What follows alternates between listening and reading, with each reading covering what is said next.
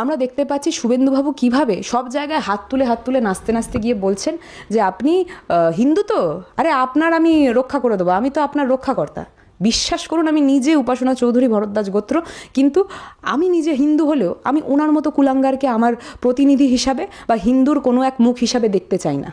আমার জন্য স্বয়ং রামকৃষ্ণ আছেন, সারদা মা আছেন, আমার জন্য যারা আছেন তারা অবশ্যই, যাদেরকে সেই মনীষীদেরকে যারা এরা সম্মান দিতে চায় না, গ্রহণ করতে চায় না, আমার জন্য রবীন্দ্রনাথ ততটাই সুন্দর একটা জায়গায় বিরাজমান, আমার হৃদয়ে বিরাজমান।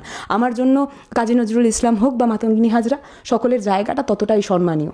বাংলা আমার কাছে গর্বের, বাংলা আমার কাছে অহংকারের। আজকে সেই নেতৃত্বদেরকে বাংলার মানুষ গ্রহণ করে না যারা বিহার আম্বেদকরকে গ্রহণ করে না। এই তথ্যটা তো সত্যি যে যেখানে অমিত শাহ পার্লামেন্টে দাঁড়িয়ে আম্বেদকরকে নিয়ে হাসি ঠাট্টা করেছেন, তুমি মনে করো এই বাংলার মাটি তাদেরকে গ্রহণ করবে? ঠিক কদিন আগে সজল ঘোষবাবু একটা বিকৃত কথাবার্তা বলেছিলেন, যেটার মাধ্যমে আবারও প্রকাশ পাচ্ছিল যে তারা রবীন্দ্রনাথ হোক বা নজরুল কাউকেই গ্রহণ করতে চান না।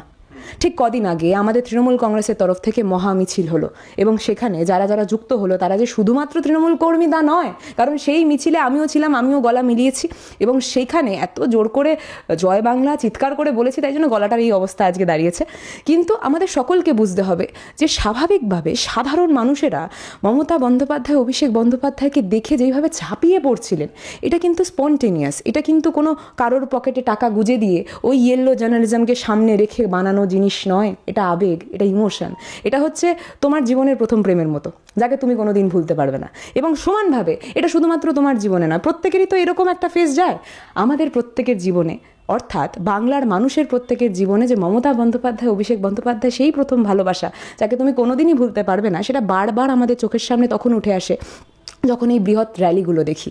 কারণ সেইখানে ওখানে কেউ নেতা নয়, কেউ মন্ত্রী নয়, কেউ কিচ্ছু নয়, ওখানে সকলে কর্মী, ওখানে একজন নেত্রী আমাদের এগিয়ে আছেন, তার পাশে দাদা রয়েছে, এবং আমরা প্রত্যেকে এই বৃহৎ যুদ্ধে একটা ক্ষুদ্র ভূমিকা পালন করতে পেরে সেটাই যেন আমাদের কাছে একটা বড় প্রাপ্তি।